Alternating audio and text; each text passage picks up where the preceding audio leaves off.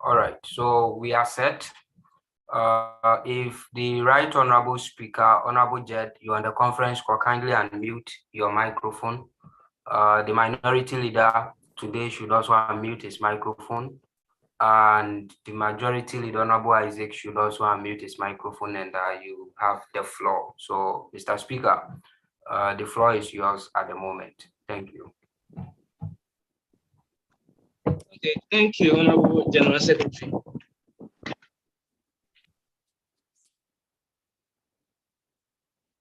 So we'll begin our program with a short prayer. And I'd like to call upon Honorable Isaac to pray for us. All right. Thank you, Right Honorable Jed, for this opportunity, and good evening to all honorable members. We are praying. Most gracious and everlasting Father, we thank you, Lord, for your mercies and your grace. Lord, we believe it is just by your grace that, oh God, we have come this far. We commit this meeting into your hands, Lord. We ask, Lord, that you come and chair this meeting. And we pray, oh God, that you help us to understand whatever, oh God, we shall learn here. Let your holy name alone be praised, even now and forevermore. In Jesus' name we pray, thanksgiving. Amen. Amen. Okay, thank you, Honorable Isaac. You're welcome. Right on.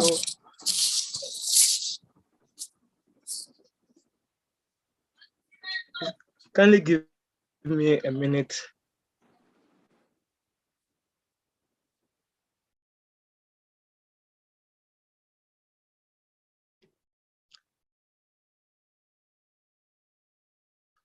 Okay, so we'll begin today's sitting. This is the first sitting of our regional parliament. So I would like to call upon, I don't know, is Honorable Kaiser Raphael, are you here?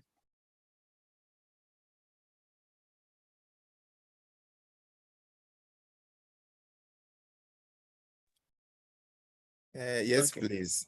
Honorable, could you let someone take my place for now? I'll come after this speaker. I'm sorting out my network issues. If that will be okay. All right. That's fine. So Honorable Francis, Right Honorable Francis, are you on the call, please? Yes, Mr. Speaker. Okay, so I would like you to give an opening statement for me in my place. Sorry, I cannot talk a lot today. I'm very sorry. I'm in a constituency office at the moment working. So I'm trying to delegate you for the role. I'm sorry. All right. Thank you, Mr. Speaker, for this opportunity. And thank you to every member of this August House. And good evening to you all. As we all know, YET is an institution which is interested in empowering the future generation, leaders, future that yet to come. This evening, we have an opportunity as a house, that is the Greater Accra Regional House, to deliberate on an important topic. This topic is of national interest. This topic is going a long way to help the nation. And as future leaders, the future is ours, and we can't sit behind and allow things happen the way it's happening. So our voices have to be heard. And for that matter, this evening, the House has come up with a very interesting motion, which is vocations and entrepreneurship skills should be included in our pre-education level, secondary level. Mr. Speaker, as we all have sides, we have the majority and the minority, though we all have our point of view on this topic, based on the purpose we belong to. But we shouldn't forget that what we have now is Ghana. Our interest is Ghana and not. So I entreat each and everyone that whatever argument we are making, we should stop names calling. We shouldn't say A when it's B, just because our side of the house is saying that is B. So we must say it's B, and that A is wrong. Thank you, Mr. Speaker, for the opportunity. All right, thank you, Right Honorable Francis. Honorable Isaac, do you have any opening statements before we begin our program? All right, that will be a short one, Mr. Speaker. Good evening, Honorable House, and thank you once again for the opportunity, Mr. Speaker. So, as we all know today, being our first sitting as the Greater Accra region, it deems it much pleasure that I, Honorable Isaac Osu Osei, the YMP for Domingo constituency, and also the majority leader, gives an opening statement for this debate session of ours. So, honorable members and Mr. Speaker, from the majority side, we have our speakers ready. And like my first deputy speaker just reiterated, this is a national interest. This is a national interest, the interest of the nation first, before our interest. So whatever submission that we have, it should be in the interest of the nation and also the youth as a whole. Without talking much, I want to wish us all the best, and I pray we have a good session. Thank you. Okay, thank you, Honorable Isaac. Honorable Nathaniel, are you on the call? Okay, sorry. I can see Honorable Priscilla is here. So, Honorable Priscilla, please, do you have any opening statements you would like to give? Thank you very much, Mr. Speaker, for this opportunity to speak. Like my honorable members have already stated, the focus should be that we are projecting Ghana and what is best for the country. So all our submissions to be geared towards that. Thank you very much, Mr. Speaker. Thank you, Honorable Priscilla. And also, I would like to apologize. I'm sorry I called Honorable Priscilla. I wanted to call Honorable Portia.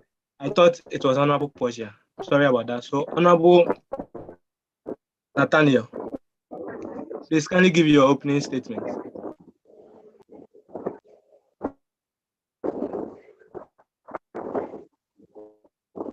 Hello, Honorable Nathaniel, can you hear me?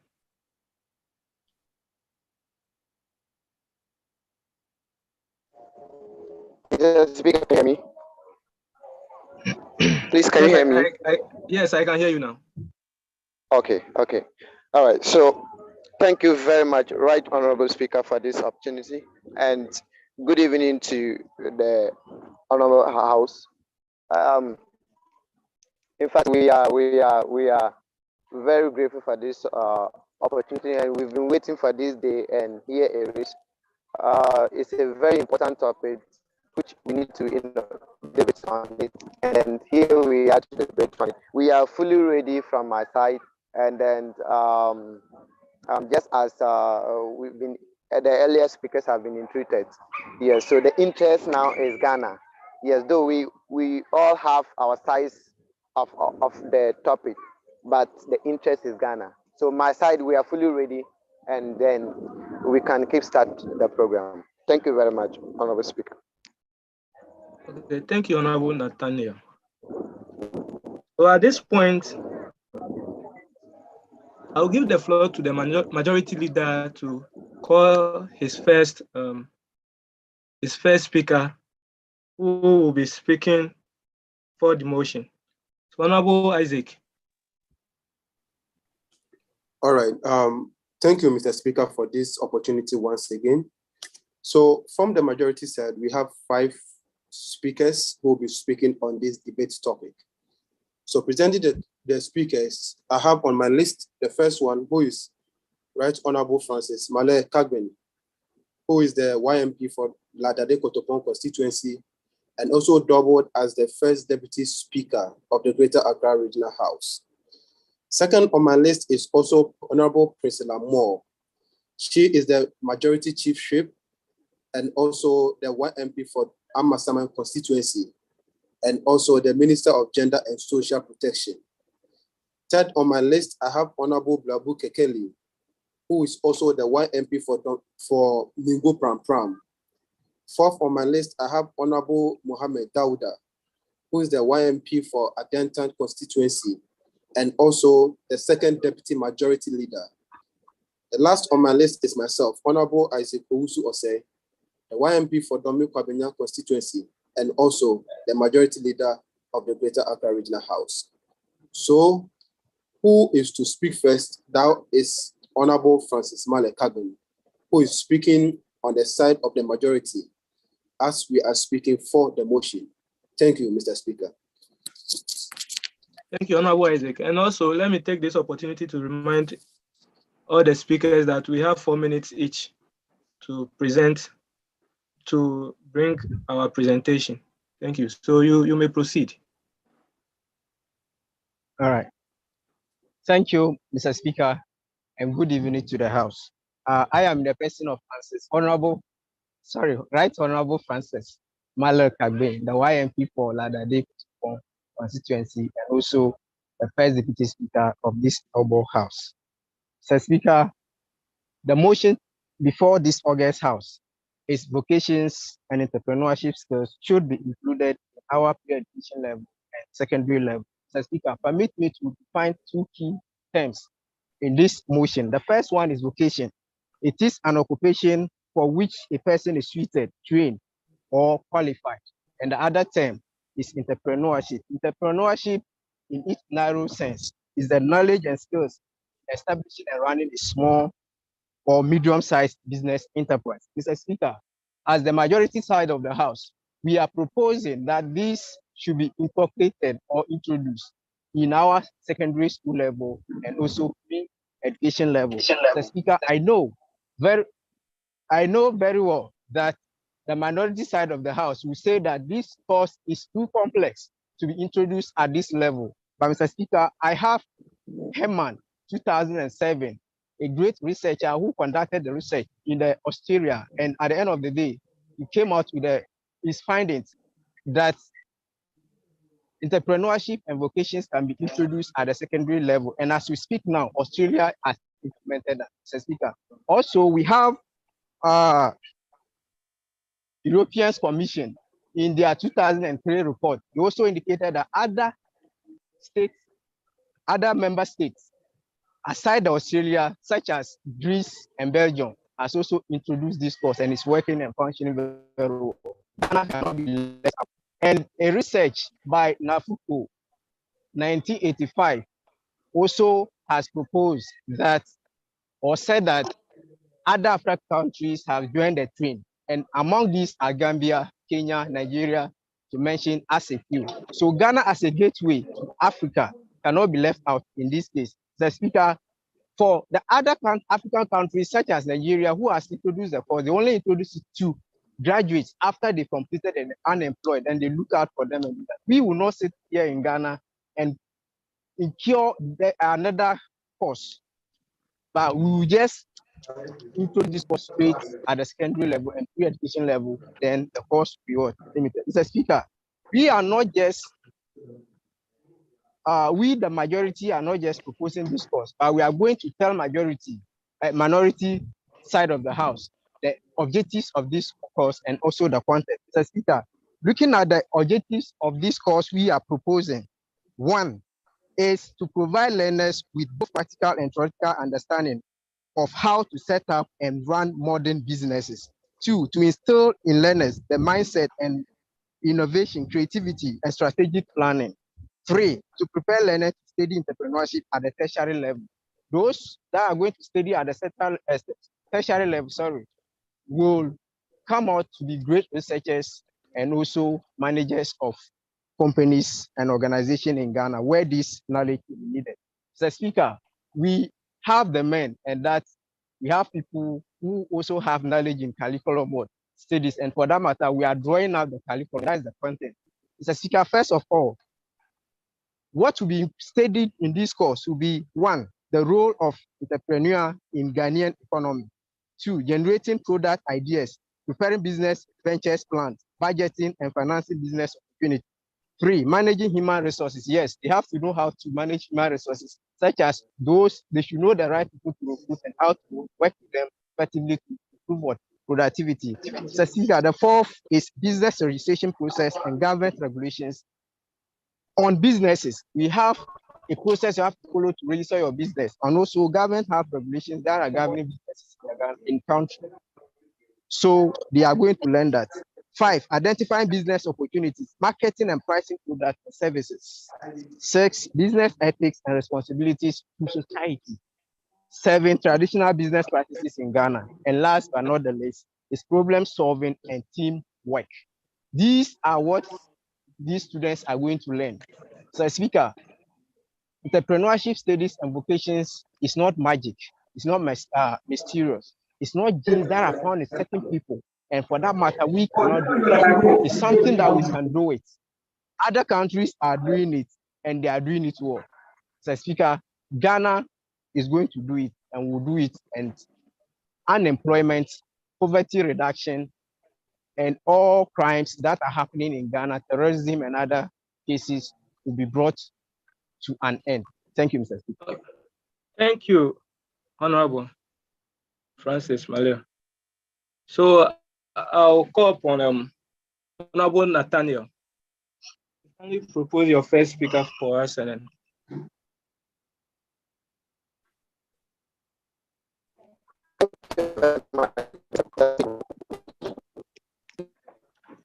hello, Honorable. Hello, Honorable Nathaniel.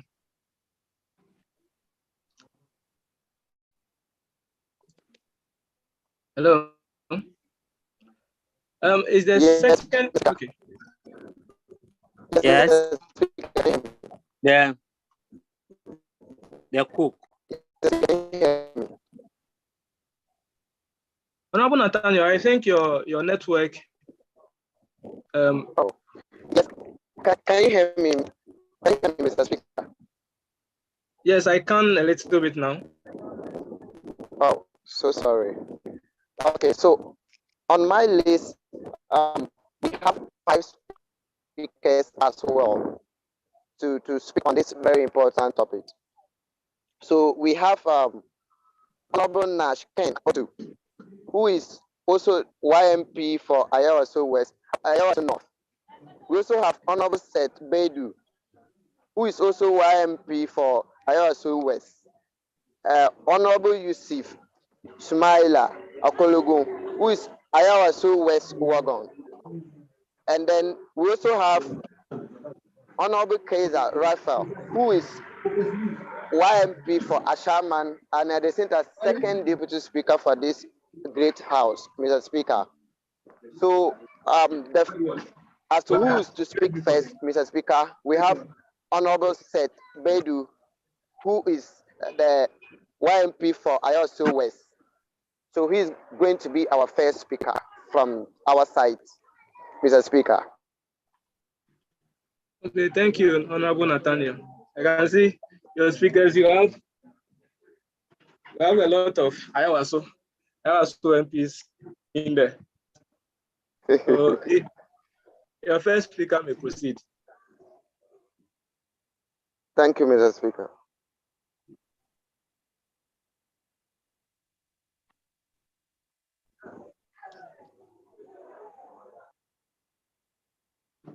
Honorable Seth.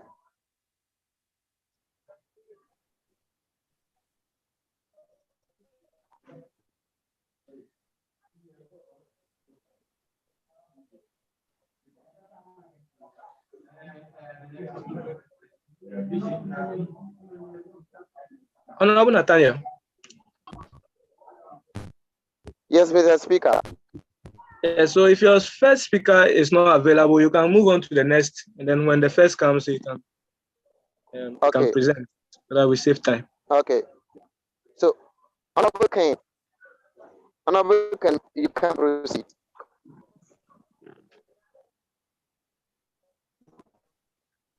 Hello. Yes, Honorable, we can hear you. Can you hear me clearly, please? Right, Honorable, can you hear me clearly, please? Yes, I can hear you now. Okay. Thank you, Vice Speaker, Honorable, for giving me this opportunity to talk to these officers on this matter thereof in discussion. I would like to state that even though first speaker, majority speaker said that a lot of research has shown that in Australia that the introduction of vocational and then entrepreneurship skills has been beneficial to them. I would like to state that though a lot of research has been done on this particular area, show that entrepreneurship in nature helps individuals in their daily life be very creative, independent, task-oriented, action-oriented, shows leadership skills, hardworking, honest, disciplined, innovative, responsible, cooperative, resilient, enthusiastic, and even committed to aware of and then self-motivation for success. I would like to state that the introduction of vocation and technical skills in our pre and secondary curriculum system will not need the needed resources as emphasized by researchers in Ghana. I say this because our government has not shown any commitment to empower our citizens in this key area to be very innovative in this environment. Over the years, we've introduced certain courses like technical skills, vocational skills, such as how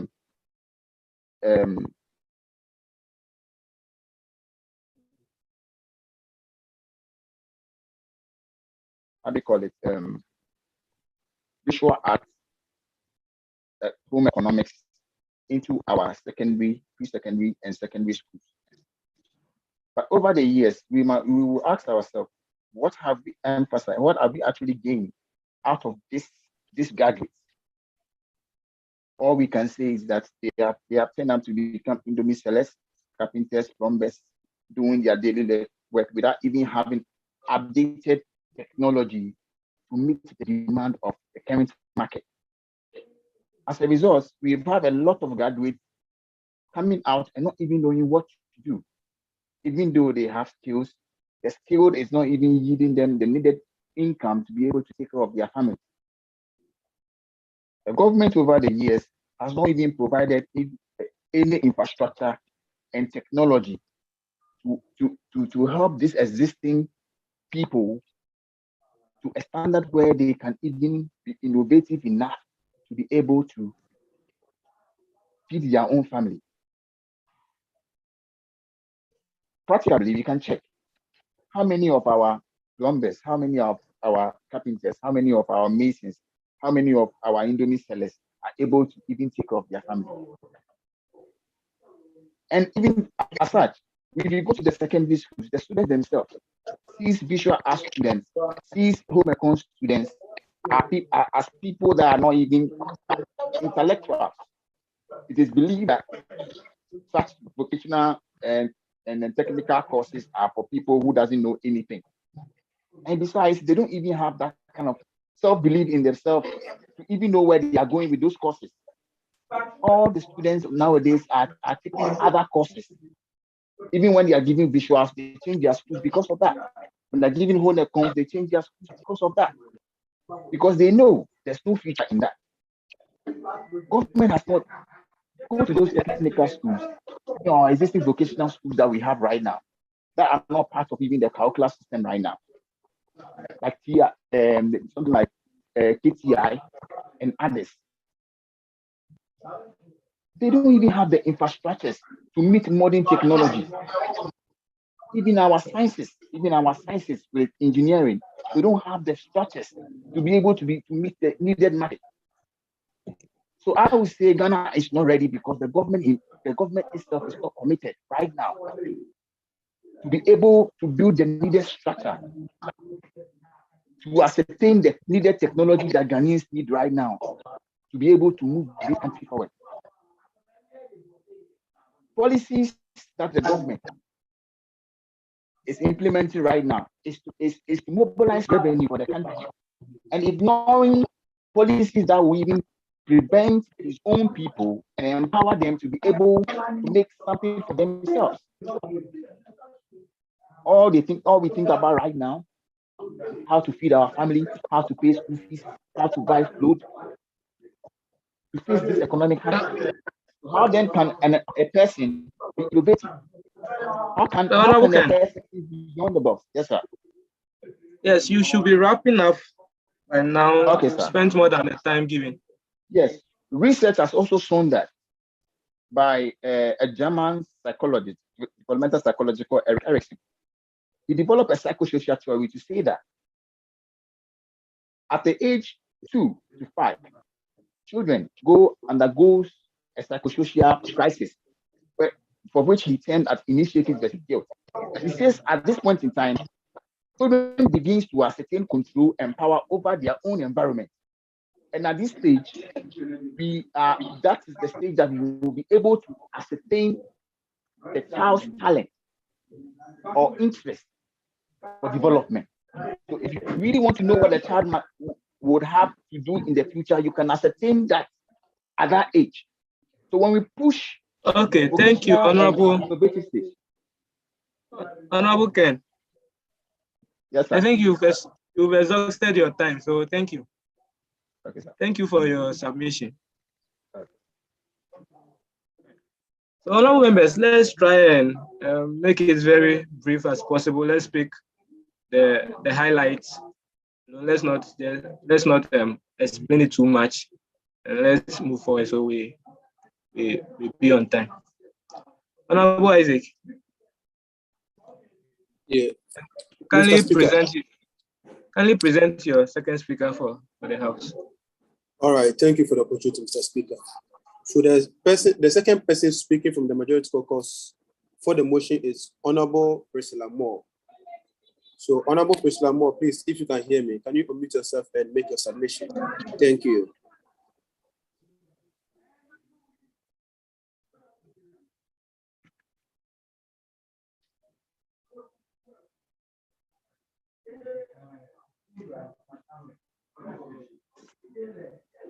Hello, Honorable Priscilla.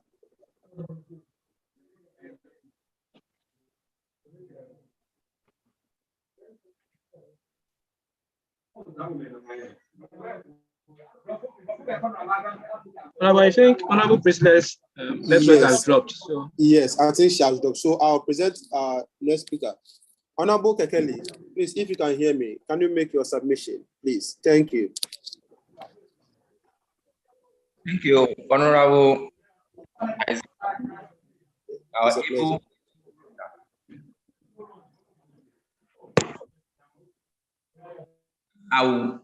I'll quickly. My name is Honorable Blabu Kekeli, YMP for Nigu Pram Pram. Before I quickly start my submission, I want to let Honorable Ken Nash. He made mention of some point saying that there's a German scholars who have made some investigation or some research that children normally they identify their talents right from the beginning. I think all that we are saying over here is what we should introduce vocational and entrepreneurship skills right from the pre-education level and secondary level. Yes, we have identified all those mistakes. So we want to find the talent right from the basic and introduce the tool that we will correct all the mistake that is currently in the system. And then secondly, I did not see any fact, he did not use any fact to buttress the point that students that learn vocational school, vocations in schools, and then those who are into other technical institutions are low-level students. I don't have any fact. I just want to say that you should kindly go to Nkranza Technical Institutes right now. You will see well-equipped school that students over there are waiting after even 3 years. They cannot compare them to students who has done either, how do you call it, general art. Because after 3 years, they have something doing. They can roof, they can build. In fact, they are doing marvelous work over there. Quickly, Mr. Speaker, as we in the majority are speaking for the motion, I would like to advance my point to support the motion. At the first place, for any institution to function well, it requires qualified personnel, and for any country to become self-reliant, it needs to be industrialized.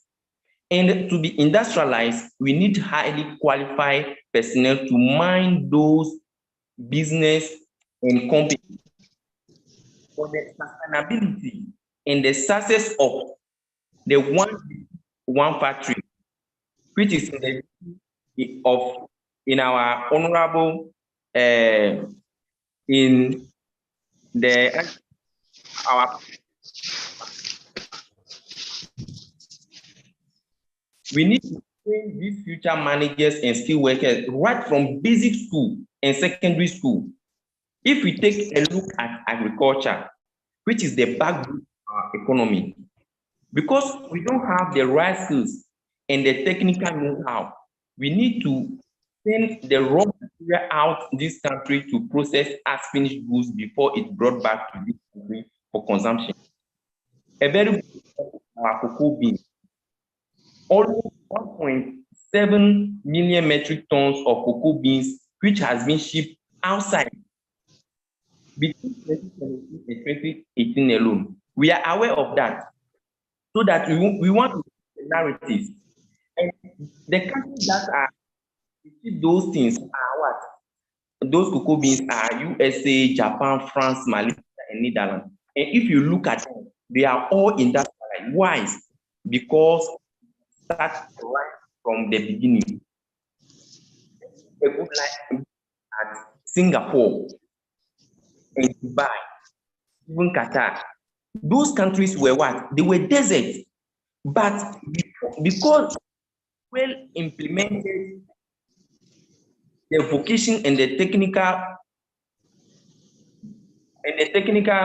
in their schools and the entrepreneurship, they are where they are today.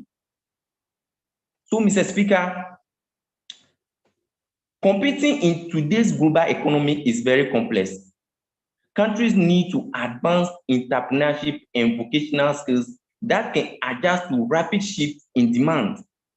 That is why investing in skills is so vital to a country's economic growth. In particular, education system must be oriented towards producing youth who have both strong foundational skills as well as specific skills for job. Let's take a good look at India. The government is currently launching a sweeping reform targeting skills training for 400 million workers. By the close of 2022, they have to get those 400 million workers, skilled workers, to fill the positions. We need similar trends in this country.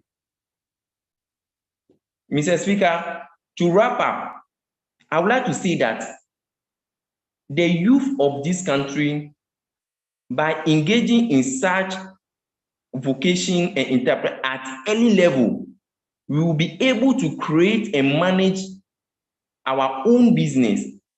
It will be more, we will get more revenue, and the employment rate will reduce drastically in this country. Mr. Speaker, finally, I would like to make this admission that if you look at our road constructions, we look at any big infrastructure in this country, we can see that there are foreigners who are coming to do them. So implementing this, it will help our people to be well equipped so that all that money that we are spending outside to bring the expertise will stay in this country. Thank you, Mr. Speaker.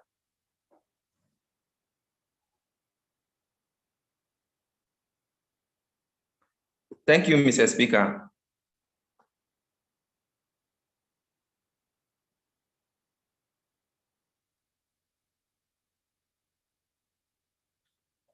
Mr. Speaker,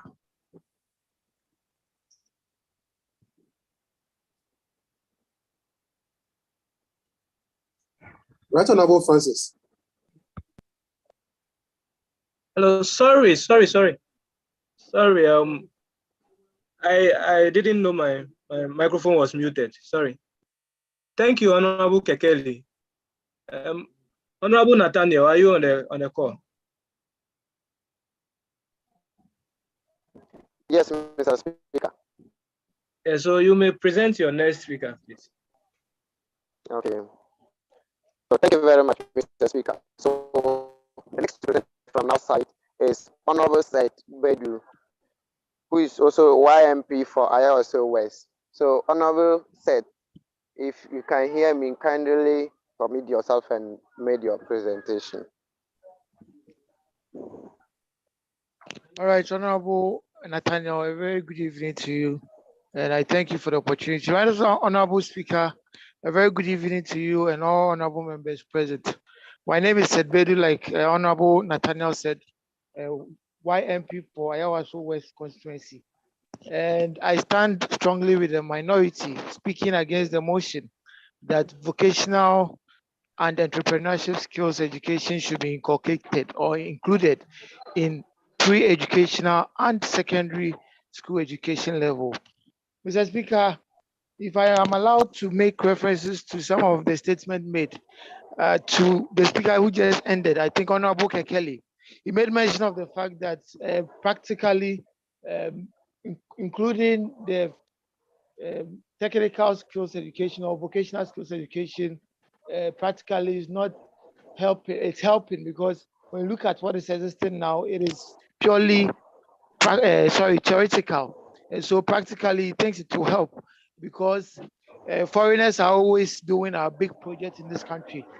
But permit me to ask Honorable Kekeli that we have inaugurated this vocational school education or vocational skill education in this country for over a decade now. And after almost 3 years of studying some of these programs, a student in this country, Ghana, will only be able to manufacture a signboard or probably a drawing that will be communicating to the viewer or someone who passes by. But permit me to say that when you look at other countries, it made mention of, I think the speaker before, Honorable Kelly, made mention of the implementation of vocational skills in the schools of Gambia, Nigeria, and the rest, making reference to researches done by some researchers from Australia. In this country, we have done it and it's not working. It is just a waste of resources. They put money into it, hoping that they will end up producing cameras and things that will be innovative. But the end result has been bad and bad since days immemorial. It started from the days of the former president, Flight Lieutenant Jerry John Rawlings, and it has proved not to be fruitful because our graduates from that side end up with practically nothing. Mr. Speaker, I would like to also move on and state my point clear.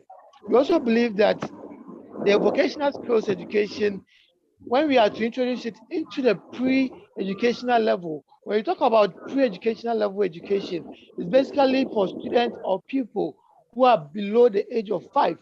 And so how would you inculcate something that is time consuming, full of energy demanding, and full of work into a child who is yet to hit the age of 5?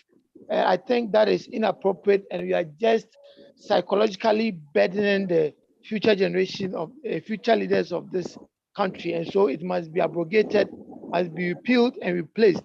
Mr. Speaker, I also want to make mention of the fact that the teachers, with respect to this educational or this vocational skill training, only focus on one aspect, and they lack diversity of courses. If a person is learning how to make a hairstyle, how to sew a material, the person is limited to only that course. But when you look at the theoretical aspect, where we've practiced over the years and it's been proven to be fruitful, you get other intellectual diversities, you get extracurricular activities where you'll be able to identify your skill if you want to be very proficient in public speaking, if you want to be very proficient in football, if you want to be very proficient in volleyball, basketball, and the like. students get the diversity of courses and they're able to identify their God-given talent without having to stress or go through any stressful processes at all.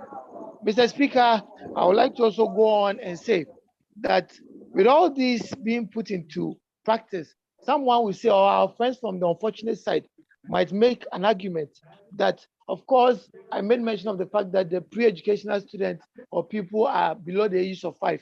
And so those in the secondary school education level are well between the ages of 15 and 18.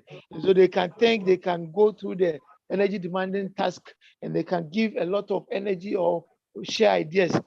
But permit me to say that these students within the education or the secondary school level education are basically within the ages of 15 and 18. And these people, as research has proven, that they are not at that point, they don't have an attitude. They are just trying to find out common ground to be able to express themselves and to identify themselves. And as we read from Mallock's theory of needs, it is at that point that the student is trying to identify the maximum or the highest point of his needs. And he is still in the process of identifying himself. And I think we cannot burden such students with this total holistic engaging activity, which end up to be fruitless in this country of ours, Mr. Speaker. Thank you very much, Mr. Speaker. Thank you, Honorable Bedu, for this fine presentation. Honorable Isaac. Mr. Speaker. So you heard a recent speaker yourself. So give us your next battlefielder. Give us your next speaker for him to come and defend that. All right, thank you, Mr. Speaker, for the opportunity once again. So the next speaker from the majority side speaking for the motion is Honorable Priscilla Moore. And she is the majority chief whip, the YMP for Amasaman constituency, and also the Minister of Gender and Social Protection. So Honorable Priscilla, please, if you are on the call and you can hear me, kindly unmute yourself and give your submission. Thank you. Thank you very much, my majority leader. Thank you so much, Mr. Speaker and Honorable House. Like he said, my name is Honorable Priscilla Moore, YMP for Amasaman, and the majority chief whip for Greater Accra House. Mr. Speaker, if you would give me the permission, I would like to make a rebuttal on a statement that Honorable Ken and Honorable Seth have made. Mr. Speaker, I would say that at least selling Indomie is better, or even selling Indomie and making signboard is better than killing your fellow human being for ritual. Mr. Speaker, now adding on to what my Honorable Kekeli said, we, the majority side of the House, is saying that introducing vocational and entrepreneurial skills in our pre-education and secondary level will reduce the active labor force who are idle in the country, thereby reducing social vices. Mr. Speaker, in reference to the above stated point, top security analyst at the West Africa Center for Counter-Extremism, Mutaru Mumuni, Star Effect, in the 12th of April 2020, made an emphatic statement indicating that Ghana's economic hardship and pressure on people to make money is what is leading to the increasing number of crimes in the country. A recent report from the Bureau of Public Safety is also indicating that violent crimes in Ghana has gone up to 40.8%, with a death report of 53.7% compared to 2020. Interestingly, Accra and Ashanti region are leading when it comes to high crime levels in the country. Mr. Speaker, let's take a look at the current happening in the Upper West region, one to be precise, where criminal killing is on the surge. According to City News report, on 18th of September 2022, Mr. Speaker, a body was found and buried in a shallow grave at Bamahu, a suburb of Wa. The body was later identified by the family members of the deceased as Seydou Baga, who was reported missing on the 16th of September 2022, police indicated in a statement. Mr. Speaker, innocent souls are perishing. We all know that death is inevitable, But deaths of this nature are very unfortunate, especially when we don't know the future of the victims involved. Mr. Speaker, because education, vocational and entrepreneurial skills are not effectively embedded in our educational system, look at what happened in Kaswa, where Ghana Police Service arrested 2 teenage boys, 16 and 17 years to be precise, who allegedly murdered a 10-year-old boy for money rituals at Great Lamte Hills inside Kaswa. Mr. Speaker, sometimes I do wonder if this Operation See Something, Say Something policy is something that will effectively materialize, looking at how hungry people are and are willing to do anything for survival. Mr. Speaker, I don't think when one is equipped with a skill and the mind is full of creativity that will fetch them an income, will leave that aside and get involved in these activities. Mr. Speaker, a publication by TravelSafeAbroad.com has said that Finland, which is considered as one of the safest countries in the world, reported crime rate of 98.2% per 1,000 inhabitants, with most of the reported crimes involved as property and traffic offenses. In the past or couple of years, Mr. Chairman, Mr. Speaker, less than 5% of the population have reported instances of violent crimes in the country. What I find so interesting about this country is when visitors return missing items they found, including wallets, to the various authorities to be given to the respective owners.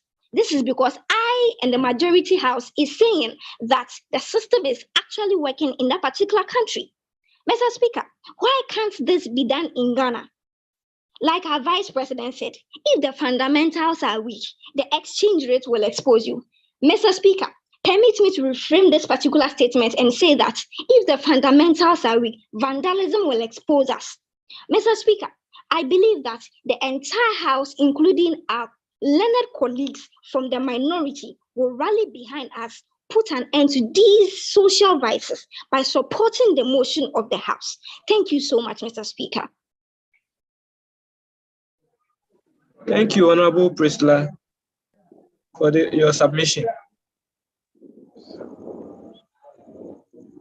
Honorable Nathaniel. Yes, Mr. Speaker. Okay, Yes. the next to is Honorable Yusuf Smaila Akolego, who is MP for Iowa So West Wagon. So, Honorable Yusuf, if you can hear me, kindly unmute yourself and make your submission.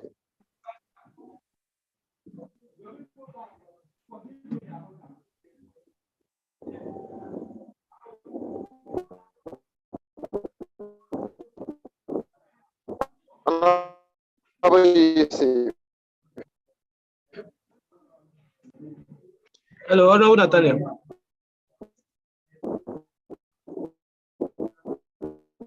Hello.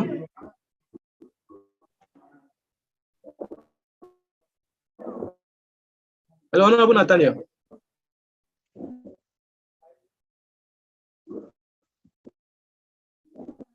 Honorable Yusuf.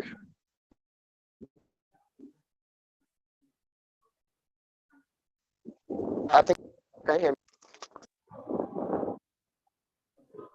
Hello, Honorable Nathaniel. Yes, Mr. Speaker, can you hear me?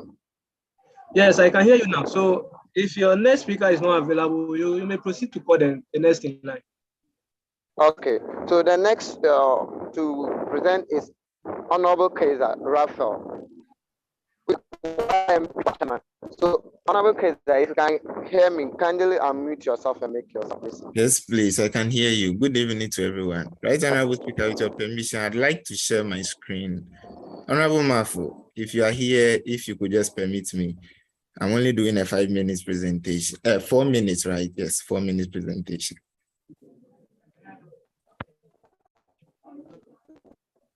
Okay, so you may share your screen. Honorable Edward.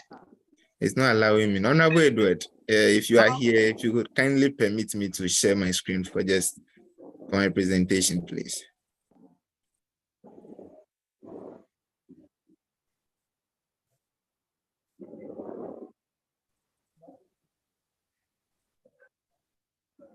Okay, so Right Honorable Kaiser. Yes, please. I Yes. think the Honorable General Secretary may not be by his machine, so we have to proceed without you present. He's here. He's here. He just gave me the signal.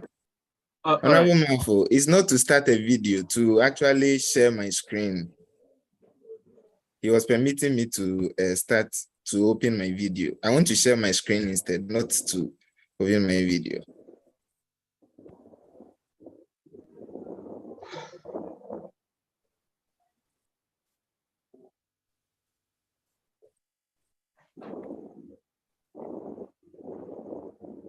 Right, Honorable Speaker, if we could have, okay, I think I have it now. Thank you very much.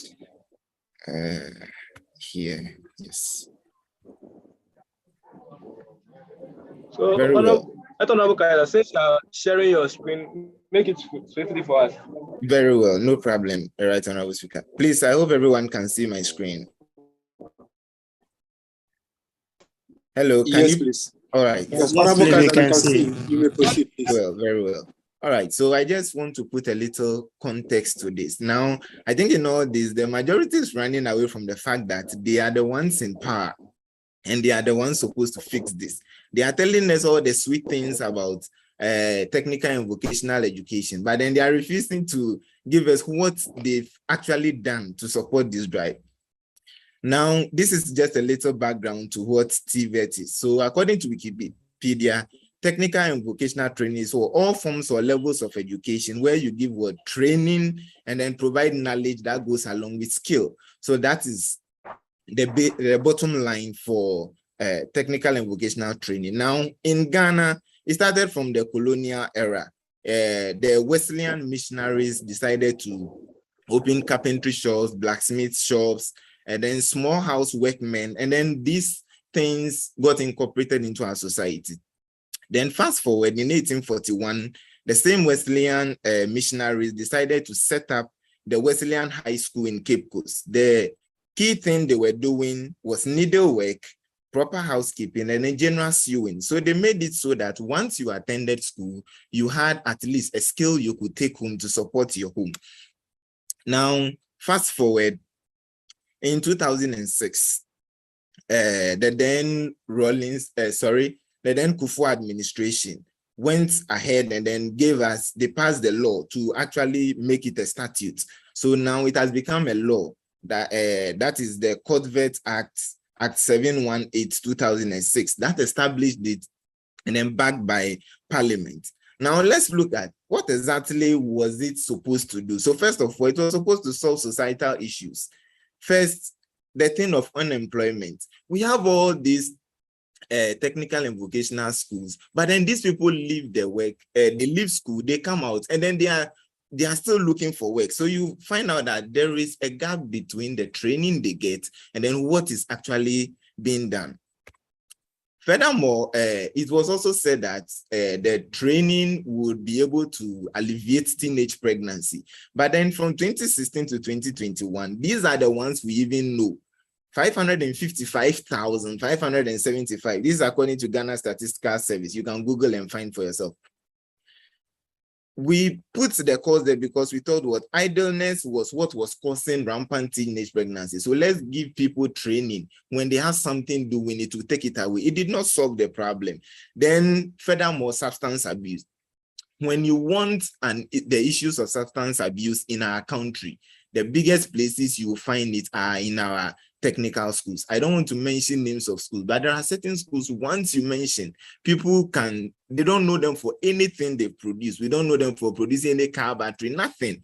At the basic level, we don't know them for doing anything. And then further, we move forward to child labor. So we are thinking that when the person has a skill, the person will be able to make polished products that will sell automatically. But then you find out that there are a lot of children on the streets. So if the government communicators and then the majority is telling us that technical and vocational training can do, we just want them to provide the statistics.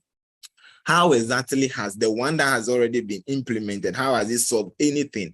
Then the final thing I want to look at is the high rate of imports. we import basically everything in this country. We don't build anything. We don't create anything. $10.4 billion in 2019 alone was what we imported. Now ask yourself, what is Ghana's net revenue? Our total revenue as a country is not up to this amount. We owe so much. Every money the government makes, every revenue we generate, everything we get from taxes is going into importation of goods. So how is it that technical and vocational skills has not solved this? Now, the government now is moving all of us to taxes. The majority leader is here. He was happy in parliament when these people were shouting, e-levy, e-levy. They even made an e-levy cake. How have they been able to alleviate the problem? So this is what I'm saying to the majority. Yes, TVET is good. You are saying all the nice things about it, but you have power. These are the main things that TVET was supposed to solve. And up till now, you are in power, you have the resources, you have the men, you have the women. Honorable Priscilla Moore just spoke, and then we are all excited. But like our people say, Kasaya and Frama, you say the thing and then you don't show any action for it. So, Right Honorable Speaker, this is all I have for you this evening. My point driving home is the bottom line of creation of the TVET program, even at the mature stage, from the secondary to the technical university level, is not being achieved. Do we want to now force it on children? Why did we remove the whole pre-tech, pre-voc? In our time, you do calabash art, you do this, you do that, you do that. We removed all of that. What was the thinking that went into it? Because it wasn't helping at that stage. Thank you very much. Mr. Mafu, thank you for allowing me to share my screen for the time being. Thank you. Thank you, Right Honorable Kaiser.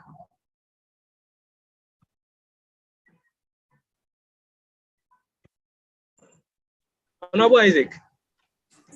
Yeah, Mr. Speaker. Kindly present your speaker for us. Okay. I mean, this debate is getting more interesting. The just ended submission made by Right Honorable Kaiser is very interesting and is very daunting. All right. So my next speaker on the list, speaking on the majority side for the motion, is Honorable Mohammed Dauda. He is the YMP for Adentan constituency and also the second deputy majority leader of the Greater Accra Regional House. So Honorable Dauda, please, if you can hear me, can you unmute yourself and banter these assertions made by Right Honorable Kaiser? Thank you. Thank you, Right Honorable Speaker. Thank you, my majority and my boss, for giving me this opportunity to present this Honorable House with this debate. This is a very interesting, like my boss has already said. We're having a very interesting. I know the reason why the minority is speaking like this, because they were in power.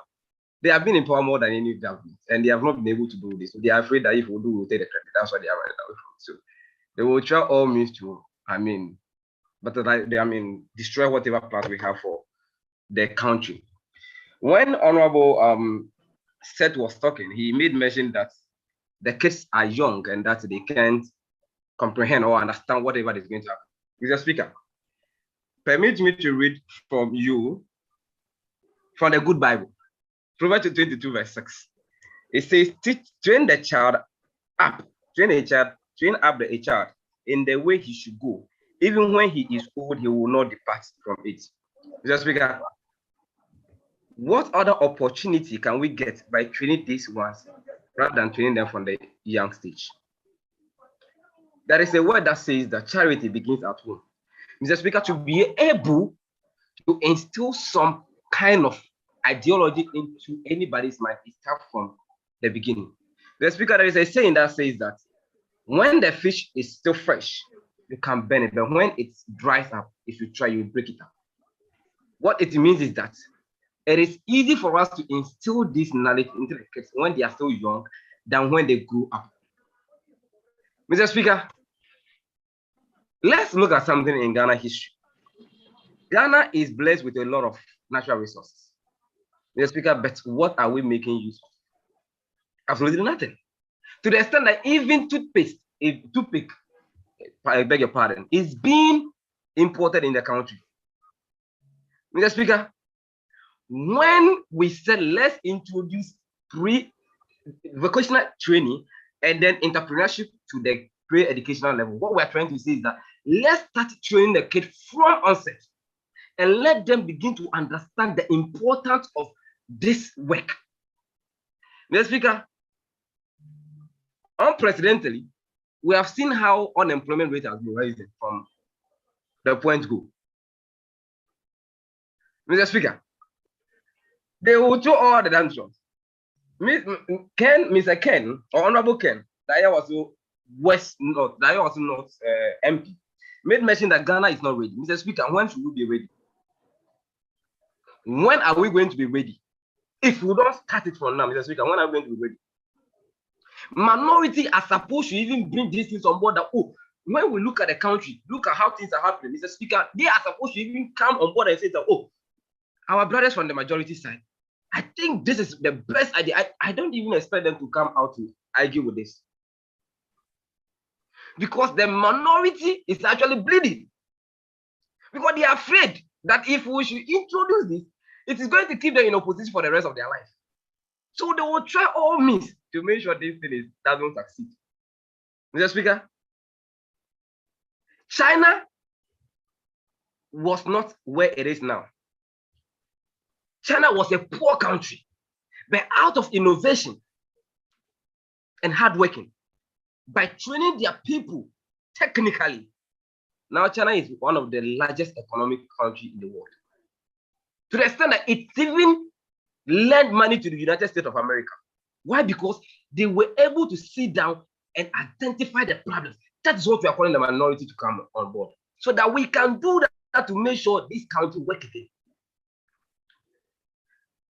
Mr. Speaker, would it baffle you to know that even as we speak right now, China is even growing as a country? Now, he made mention that we are doing these things, the BDT and other things. Mr. Speaker, we are saying that give these children a point to make sure things are working. Mr. Speaker, I know Casa I am from, but before the Casa can be in Frama, we need people to come on board to make sure this Casa will make it work. It doesn't become in Frama. Mr. Speaker, the last thing I want to add on is that as a country, we need these spirited people to come on board so we can train our kids from the beginning, from the west set, so that at the time we get to the top, Mr. Speaker, we will not be looking for people to come and do our roads. We will not be looking for people to come and process our crude oil here. We will not be looking for people to tell us what to do, because at that time we have the men. Already we have the men in this country. And like my honorable colleague, President, will tell you, when the fundamentals are weak, this was not the exchange rate. I mean, the minority will expose you. Thank you, Mr. Speaker. Thank you, Honorable Dauda, for this fine presentation.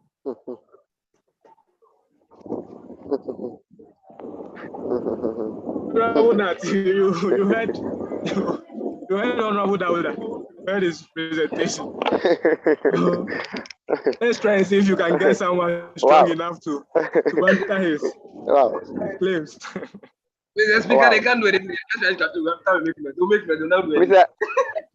Speaker, it's getting tensions. I think this sitting is getting to a level that we wouldn't like to close. Okay, so Mr. Speaker, next to present is Honorable Yusuf. Honorable Yusuf Okologo, YMP for Ayawase West Wagon. Please, Honorable Yusuf, if you can hear me, kindly unmute yourself and make your submission. Honorable Yusuf.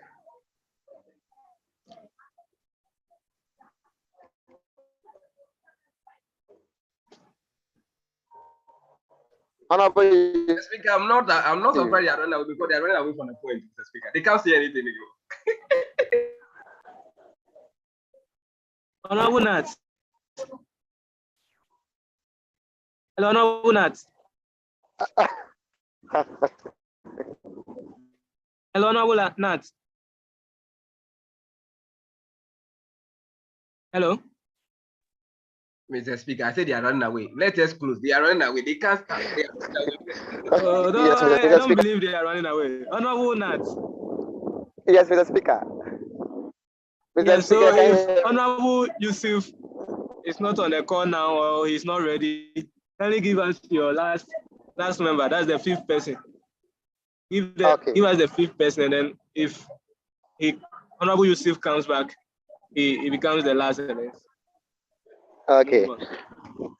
Yeah, so Mr. Speaker, humbly it is myself that is, so with your permission, I would like to make a contribution to this important topic.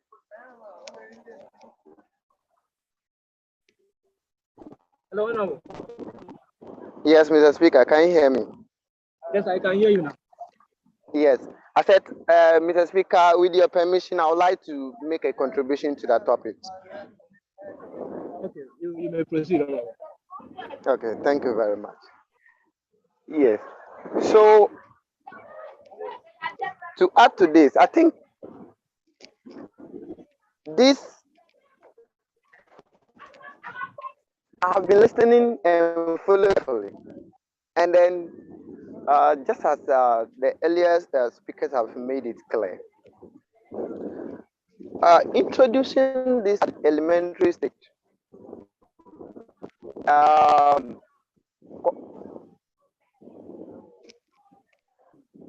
would like the majority side of the house to actually calculate, because as now, like I've listened so far, I think but the number of speakers that we hear so far, I have not heard clearly how this is going to be implemented. Because, Mr. Speaker, the problem I have with this incompetent government is that the issue is not the policy, but the issue is about how this is going to be implemented. Mr. Speaker, we're all in this country where they started saying free education, this and this.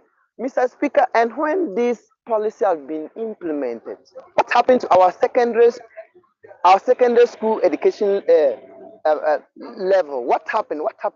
Mr. Speaker, we are seeing double track. We're seeing like it's ineffective. It's ineffective, and it's even a contributing factor to the teenage pregnancy that we are seeing. So, Mr. Speaker, it will not be surprising that introducing this at the elementary stage will even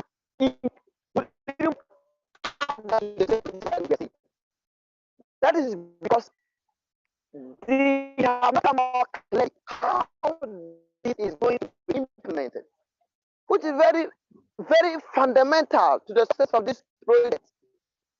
Mr. Speaker, like we can't talk about all this without having clearly how we intend. It's a fact, and it's a principal thing that the majority side of the house have to have a second look onto it. And also, I think that introducing this or imposing it on the children, it is limiting their ability of thinking.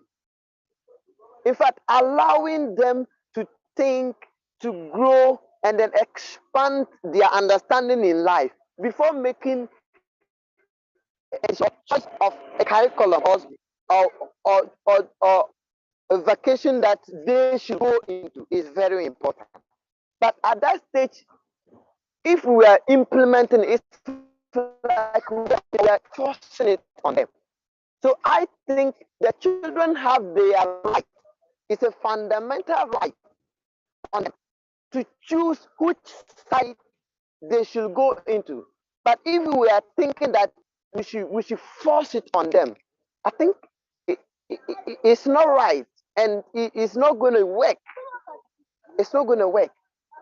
Yes, and also I think, you see, I also quote from the Holy Bible, the book of Matthew 7:6. It said that do not give what is holy to the dogs, and cast not your pearls before swine. Mr. Speaker, what is this simply saying? This might be a good idea, but if we do not educate our people, or if we do not properly implement it or make our people understand it very well before we implement it, Mr. Speaker, it will not work. It will not work. So looking at this government is not ready at all.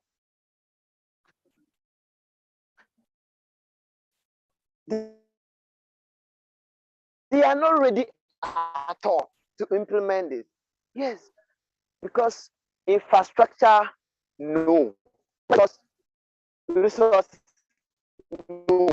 Looking at it, they have put in place enough to make this workable.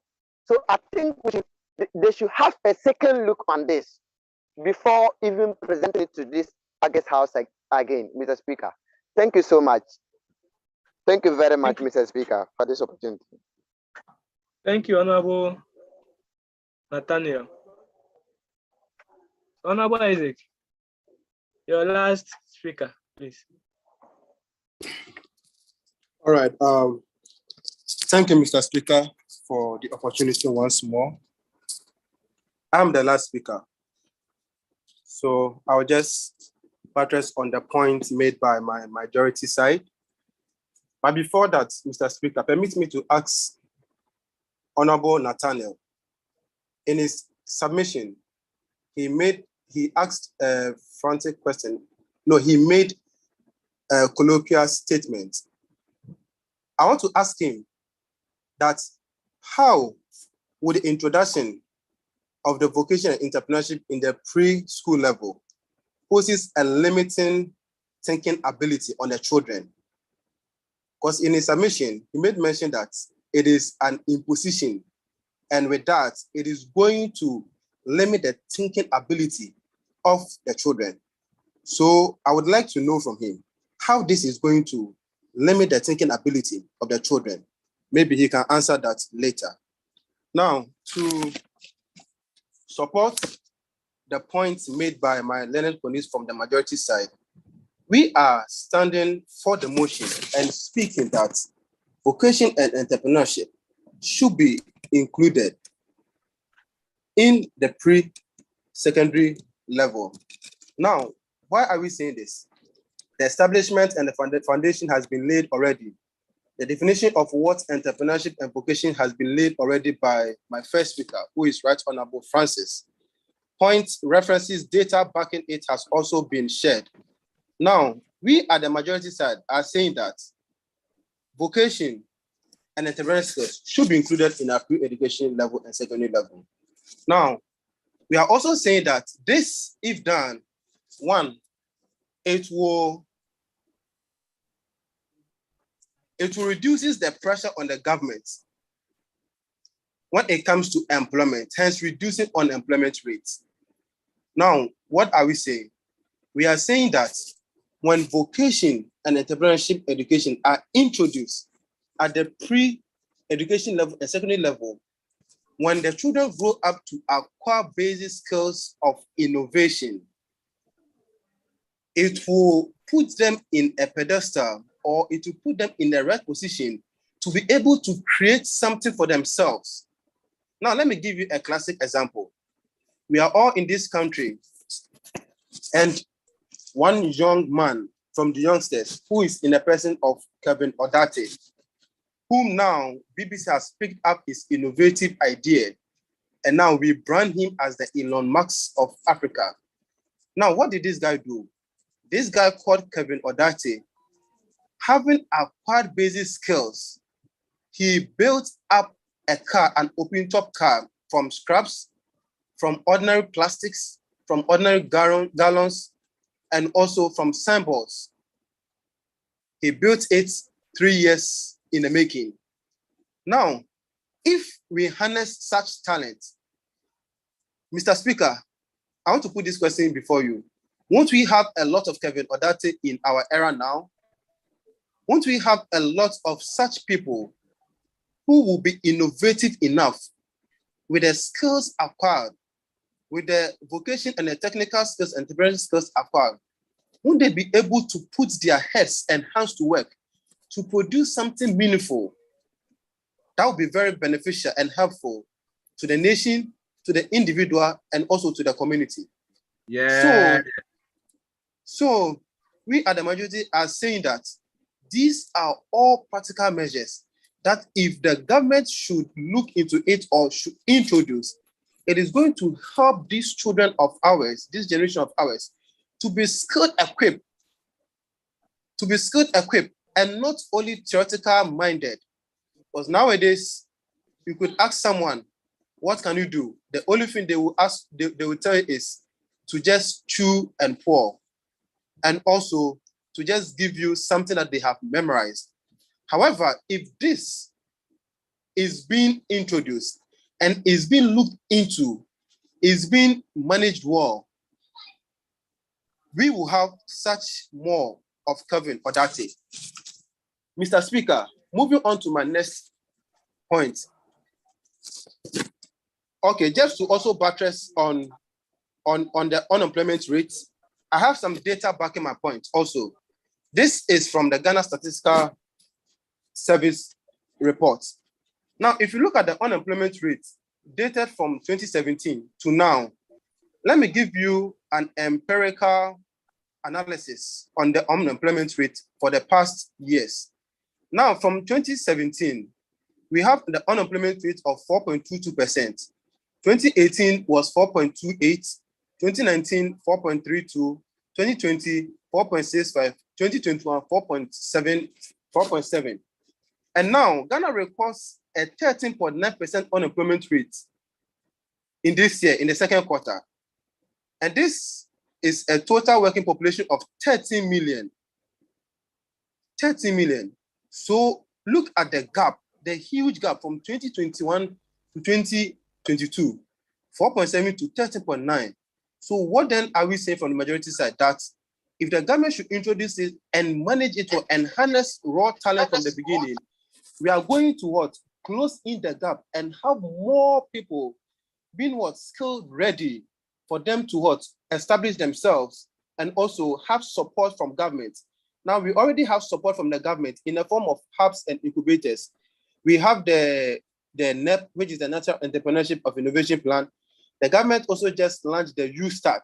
So these are all measures, these are all supportive hubs that can also help these youngsters who have acquired these basic skills to be what?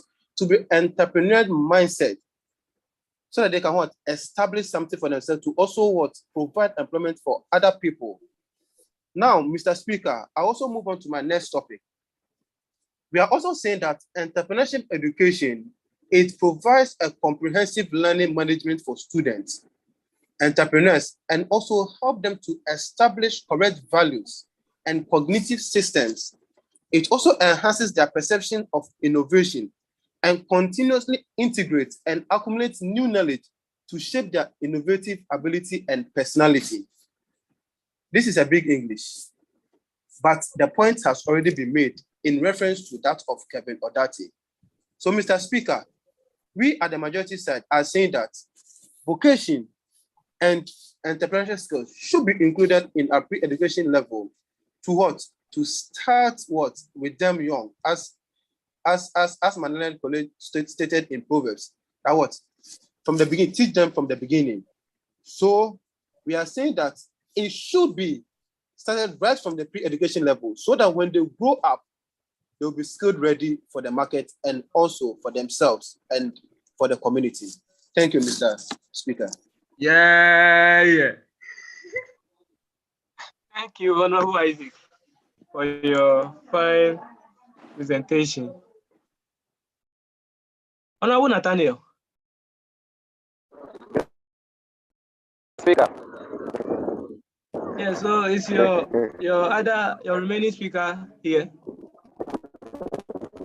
Yeah, I'm here. Yeah, I'm there. Okay. All right. Kindly make your submission, and then you are the last speaker as well.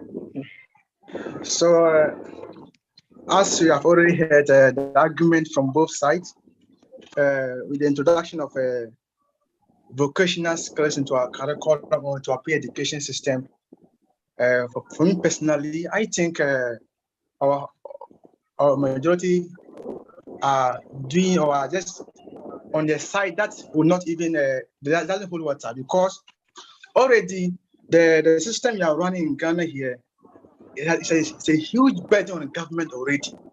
For him to in the common curriculum we have introduced recently, government is not able to provide the necessary materials for them, and then you are jumping from that state to a different state to bring vocational skills into the system again. It's more burden to the government, and then again to make the system more cumbersome for the children. Now we believe that the current system you are running is the perfect way. It promotes our critical thinkers, and once someone goes through our education system now, your mind is being open to think creative, to have creative thinking. So the creativity in the pre-vocational skills, one can learn it from what? From the home or from what? From other sources. Once we are creative, we're able to develop things. And our honorable majority leader, or Nathaniel, was saying that, he was giving an example that someone is able to create something and then he was able to introduce it into their system. Yes, it's possible that we have a lot of creativity in Ghana, for instance, but those creativities can be molded in the private aspect, but not into our peer education system. So what I really believe is that what the majority leader is talking, or what the majority side they are just talking, but they don't really know the problem facing our country. Because the problem facing our country is that you are lacking a lot of financial resources to carry all these activities they are talking about. But we believe that doing it in progressively or doing it step by step, it will help us develop and move forward as a country. So, Honorable Nathaniel, what is the Honorable majority side? What they are saying that it was to promote employment. People who work on the private sector, they will be able to create their own activities. Is true, but the current system, I think, is already doing such kind of thing. So, for them to bring the argument that it will promote work and people will be able to get work and do on their own, and then to reduce the burden on government from the employment sector, I think it is not true, and then it is just a fallacy they are just making, because already a system they are running is creating people are already creating something for themselves. People are already doing better things for themselves. People are already doing the creative aspect. When you go there in the private sector or in other sector, they are already doing well. So there's no need for us to bring that kind of curriculum activity into our education again, because already people are already doing that, and then the older system they are already running. We are lacking resources to promote it. We are lacking teaching and learning materials. We are lacking even the common curriculum we are running. It's even a heavy burden in the bucket. It's something that is even draining our system. Just imagine the recent curriculum we just shifted to. What benefit has it brought? The government has not been able to even provide a common textbook. Imagine the kind of burden, the kind of stress to bring into the system by bringing this curriculum, or by bringing the progressional system into the system again. Just imagine how the burden will come, how people will suffer, because we channel all our resources into that aspect, and then the other aspect will just fall down.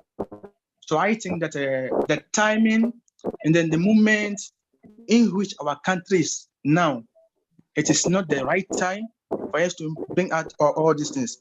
And then let me reiterate that the current education system we are having today, the benefits are what? It encourages curiosity. It encourages critical thinking. You go, you learn history, you learn, it open or broaden up our mind. So any person who is a creativity person can further do it on his own way that will support him or himself. But I really think that at this time, the argument the majority side are making doesn't make any sense, looking at the situation we have found ourselves in. So I plead with the Honorable Speaker to kindly tell our majority side we should be patient, they should sit down and we rethink about what they are saying and see, so you can see the way forward. Thank you. Yeah. Mr. Speaker. Hello, Honorable. Sorry, my internet dropped. Okay, Right, Honorable Yusuf, I want you to yeah, retract your statement that yes, that the honorable members are not making sense. yes, exactly. Thank you. What I mean by that statement was that the argument you are making, it doesn't bring it doesn't bring into reality. Look at the reality in the environment, the reality you are facing now. It doesn't.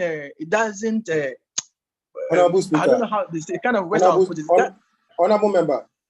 Yeah. Hello, Honorable Yusuf. Your statement. He didn't ask you to expand it.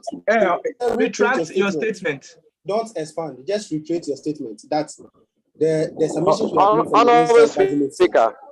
Honorable Speaker. Okay, I retract the statement of not making sense. Yes, thank you. And I apologize for any inconvenience that has brought into the majority minds. But what I really think is that the argument they are making. Mr. Speaker. Honorable, thank you, Honorable Yusuf. Yes, Honorable Nathaniel. Mr. Speaker, I don't see the need for. I have retracted. I don't see the need for. I've retracted the statement. Hello, Honorable Yusuf. Kindly mute your microphone. Let's hear what your leader has to say. Honorable Nathaniel, I'm listening.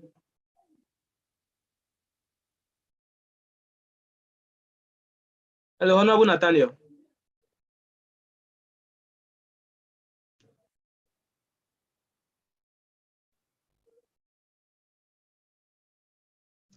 Hello, Honorable Nathaniel. Honorable Isaac, can you hear me? I think the Honorable Nathaniel is not Mr. Speaker, I can hear you, online please. at the moment. Okay. Okay, so Honorable Yusuf, thank you for retracting that statement. You try our best to always regulate or regularize our speech. Let's know the choice of words we use as honorable members. We are honorable members, so let's do that. So I think that was the last submission. Yes, please. Yes, Mr. Speaker. Day of this sitting. So moving on.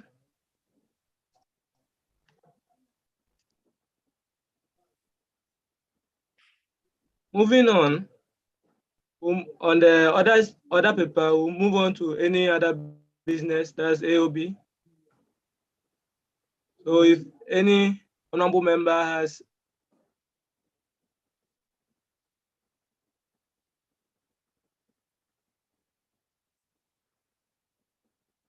Mr. Speaker. His leader. Mr. Hello, Mr. Speaker. Honorable Nat. Yeah, Honorable Nat.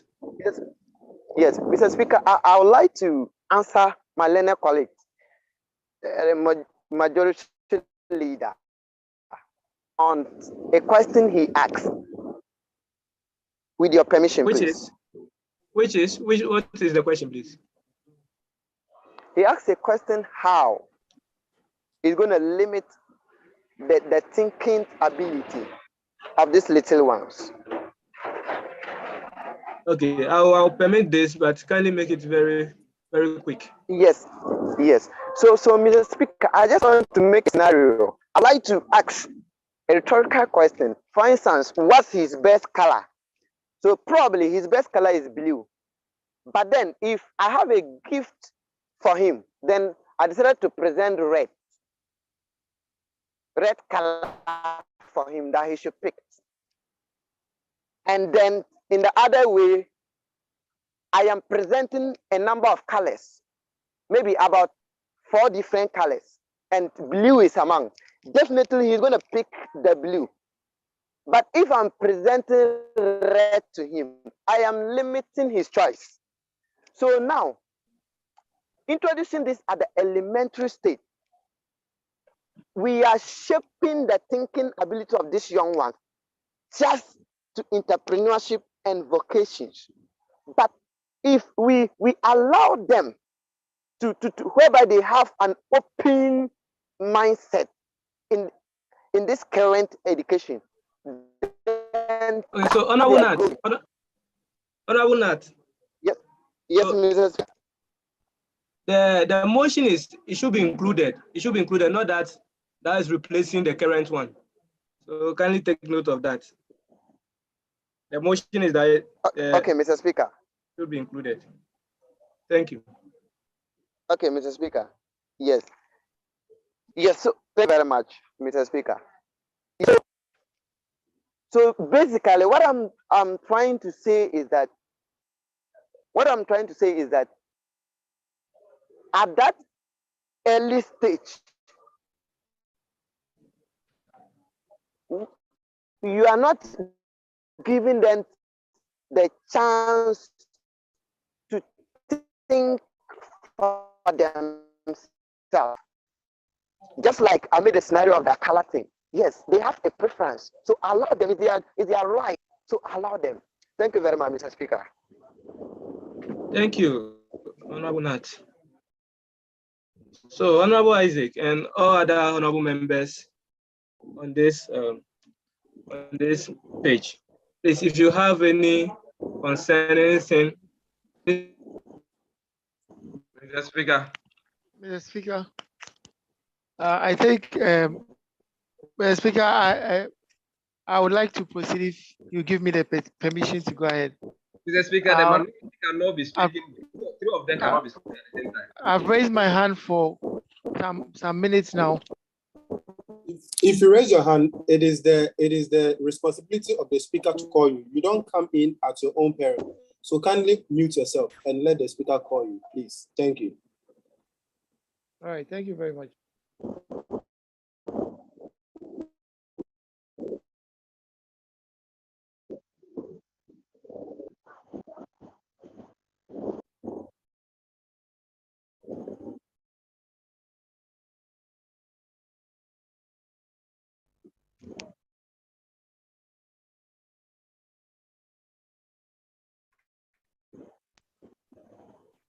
Okay. So, Mr. Speaker, okay, all right. I think he has joined back.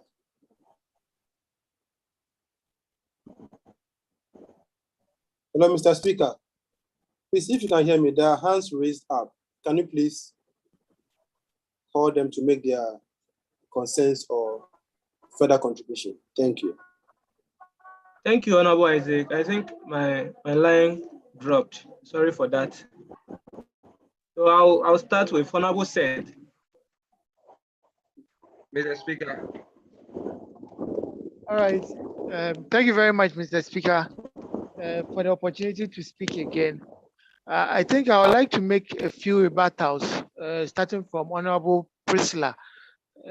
She made mention of the fact that if making signboards is not good, then it's better to do Indomie. Better to do Indomie than to kill people for money. But if Indomie doing is going to fetch you money, then you should go ahead and do it. Mr. Speaker, what you are saying, we in the minority believe that the vocational skill education or the entrepreneurship skills education is not bad. We believe it's good. And of course, with the current curricula, it is introduced right after secondary school education, where you have to choose whether you want to go to TVET or technical and vocational school education or tertiary, or your choice. I mean, the one you want to go. So you want to go to this side, you choose. So we are not saying it's bad. We say it's good. But currently, what is happening? We have a lot of money pushed into it over a decade, and it's not working. When Honorable Priscilla make mention of the fact that there's high rate of criminal activities or high crime rate, making reference to City News report of incidents where Kaswa boys of ages of 16 to 17 killing a 10-year-old boy for rituals just for money. I tell her that, look, if we are to talk of in terms of employment, or if you are to talk of employment, then the theoretical education or the direct educational practice gives you a better career advantages. Look, in terms of research has proven that as wide as you read, then the wider your opportunities of being employed. Because the wider you read, the wider you get knowledge, or a reader today, a leader tomorrow. So that is why a popular statement says that if you want to hide something from an African, put it in a book. I think it is long overdue. We have to overlook those things that makes us cynical about reading, and we feel reading is only meant for the white man. It is about time we start our children with that ability to read books and love reading of books. Mr. Speaker, I would like to also make a few comments about some of the statements made by. All right. Honorable said, time is not on our side, so. All right. All right. So a quick one. Let me finish with this one. And Honorable Mohammed Dauda also made mention of the fact that I made a statement that the young ones have difficulty in terms of understanding some of these things when we put it on them or we impose it on them, vocational and entrepreneurship skills. And he made reference to the Proverbs, the book of Proverbs, chapter number 22, verse 6. Mr. Speaker, if you permit me, for emphasis purposes, my deputy minority leader and Honorable Nathaniel made mention of the scripture, Matthew chapter number 7, verse 6. It says that, do not give dogs what is sacred, and do not throw your pearls or your pills to pigs. Mr. Speaker, if these resources in terms of monetary aspect of finances are not helping us in terms of this aspect, of course, we don't want people to go and steal people. We don't want people to go and kill people. Then this money that we are going to use for something that is going to be fruitless in the end, we should rather donate to the orphanages, give to the women or the widows who have lost their husbands, and to give to the street children. That will better their lives much more than wasting it on things that are frivolous and are baseless. Thank you very much, Mr. Speaker. Thank you, Honorable Seth. So, Honorable Isaac, because I don't know all the honorable members, their demarcation as to whether they are in the minority or the majority. Okay. I'm asking you that when the majority raise his or her hand to inform me. Yes, please. Yes, please. So I can. Okay, so you can call Honorable Dauda. Honorable Dauda. Okay. Yes, please. Okay, so Honorable Dauda, you may speak. Please, Thank you. Kindly make it quick for us. Thank you, Mr. Speaker. Mr. Speaker, I'm not surprised the minority are just bantering with, the appropriate words to use, because they are actually not up to the task that is discussing right now. Mr. Speaker, Honorable, this is Seth made mention that I said the curriculum is too heavy for the student to absorb. That is palpable false. It's not true. I never made mention of that. What I said is, this is the best time we can train the kids to be able to absorb the best practice.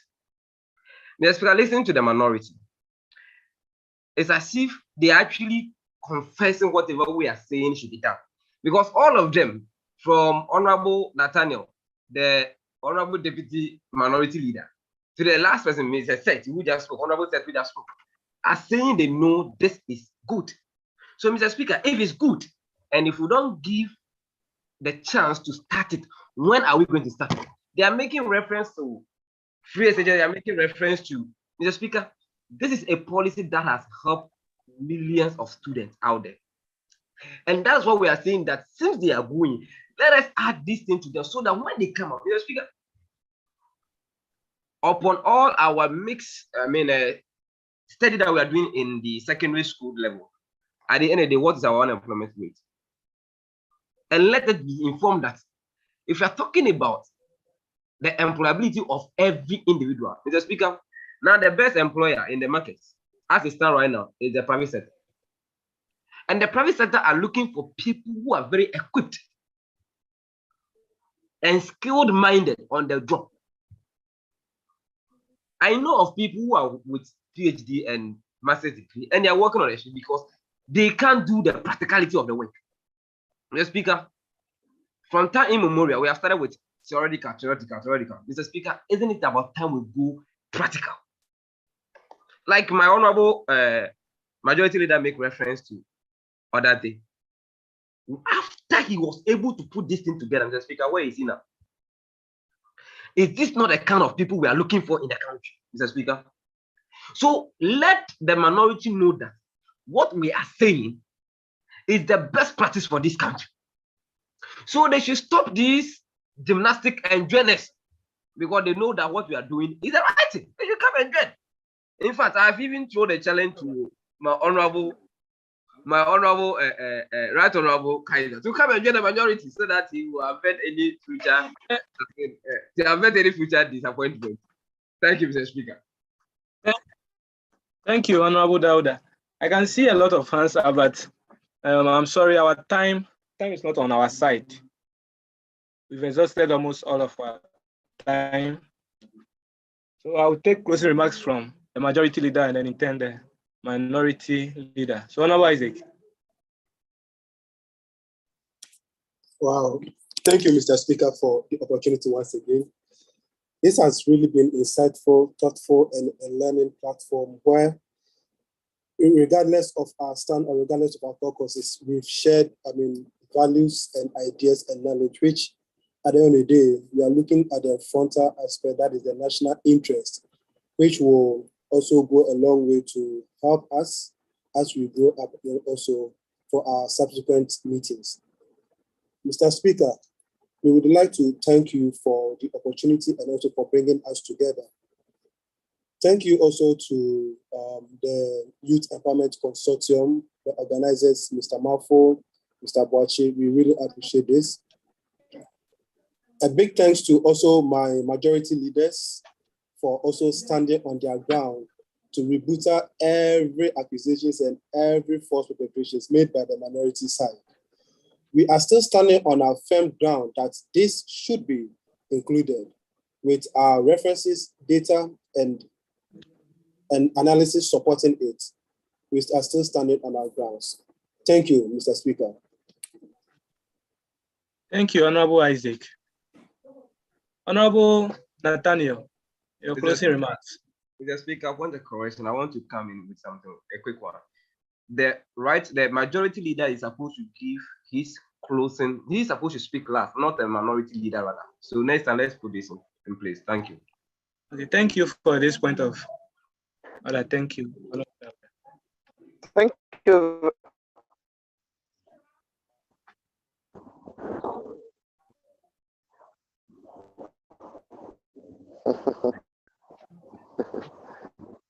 Thank you very much.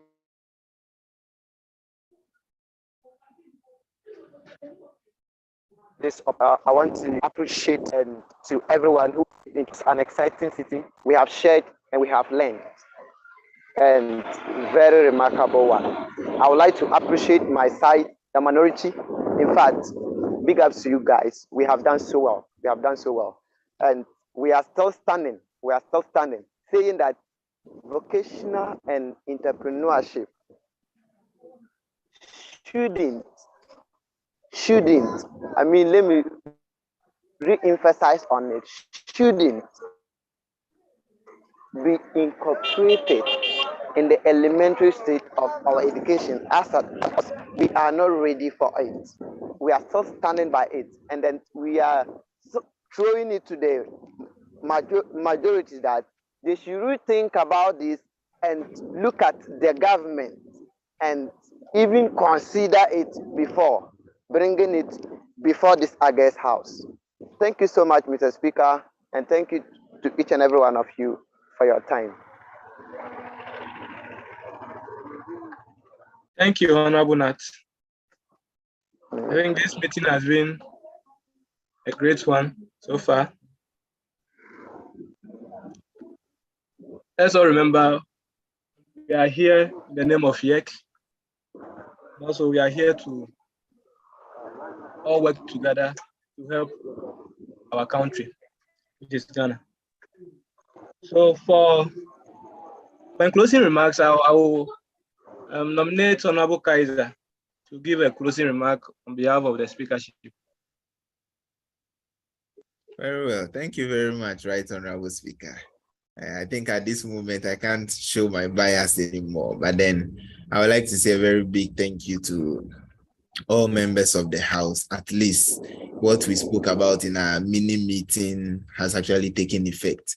We prepared, we all came with our own presentation styles. Everyone gathered their facts. This is just, I think this is one of many to come. There's one of more of these sittings that we will be having. And then I would like to say a very big thank you to the majority and then minority leaders. They were able to put their people in line. Their whips did their job so well. Some of us came out very eloquent. And then those of us who were having network challenges, I'm only hoping that the next time we'll meet again, we'll be able to sort ourselves out. At least we've had a progressive 2 hours. It wasn't boring at all. It was epic, moving back and then forth. So we are looking forward to more of this. And then we ask for your cooperation the next time. So then thank you very much for honoring the invitation to be in the chamber. Thank you. You're welcome, sir. We are the best. Right, so make sure you reward us for that. I'll tell you. They enjoy the best. Minority has won. Thank you, Honorable Kaiser. The majority should go and sleep. You've lost. Minority will definitely run. You can't beat the The meeting has not been adjourned. So majority go and rest. Majority go and rest. You've lost. Honorable members. Hello, honorable members. From an unbiased member. Let's comport ourselves as I'm inviting our General Secretary to give his closing remarks. Honorable Edward, if you are on the call, kindly grace us with your closing remarks. All right. Thank you very much, Right Honorable Speaker, and thank you to honorable members to both sides for such an amazing display of an intellectual argument. It's been one of the best of meetings, and we hope that the ones to come will be the best as well. Note that in November we are meeting again. That is face to face. In the course of the coming week, we'll be having a lot more briefings on what to transfer, details of that. So for Greater Accra, I wish all of you will come from home. So I'll be briefing you specifically on your page so that you can come from home and we will communicate going forward. I hope that we will take a clue out of most of these engagements. And if you have the standing orders of the House, please do read through the standing orders of the House very well. Do read through the standing orders of the House very well. It helps because you need to be quoting sometimes, especially as you are going to meet face to face and camera is on you. You need to show that you are solid. So take note of that, and God bless us all as we push to end particularly 2022 in a grand style come November. Thank you, Right Honorable Speaker. I think I'm done. This is what I'll be able to say for now. Thank you, Honorable Edward, for these fine closing remarks. Well, at this point, I would like one honorable member from the majority side to move a motion to adjourn the meeting. Honorable Speaker, Mr. Speaker, look, I just want the minority to know that they have lost. But before I move the motion, tell them the next time if they are coming, they should prepare. Honorable, you've lost and you know it. We need a better match because they can't come in. All of you must go and rest. Our General Secretary is in our midst, so we need a better. We've given you some big punches. Please go and rest. On that note, I stand to. I mean, the person of Mohammed Dawda, the Member of Parliament for the good people of Adenta constituency, and the second Deputy Majority Leader of the House, I stand to move the House. I join the House for the day. Thank you. Thank you, Honorable Dawda. A member from the minority should second the motion to adjourn this meeting. Right Honorable Speaker, I rise to second the motion. Can You you have to give me your second name the and motion. You need to You will give us definitely your be the one name and to your second it. You designation. definitely. Give us your name and your designation, please. Honorable Speaker, my name is Sedbedu, YMP for Ayawaso West Constituency. I rise humbly to second the motion that the meeting be adjourned. Thank you.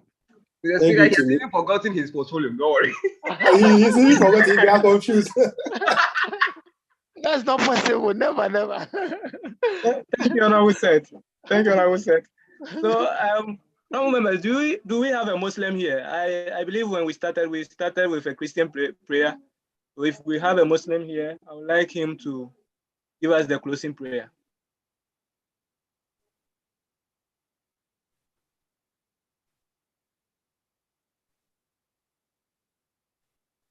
Hello, Honorable House. Okay. Honorable Dada, can you please do us the honor? All right. If you are still on the call. Alhamdulillah Rabbi Aramin. Bismillahirrahmanirrahim. Ari-iyo. Din ya kana butu ya kana sta inti la salata mustaqim salata lisna ke magudi ali auto lin amin.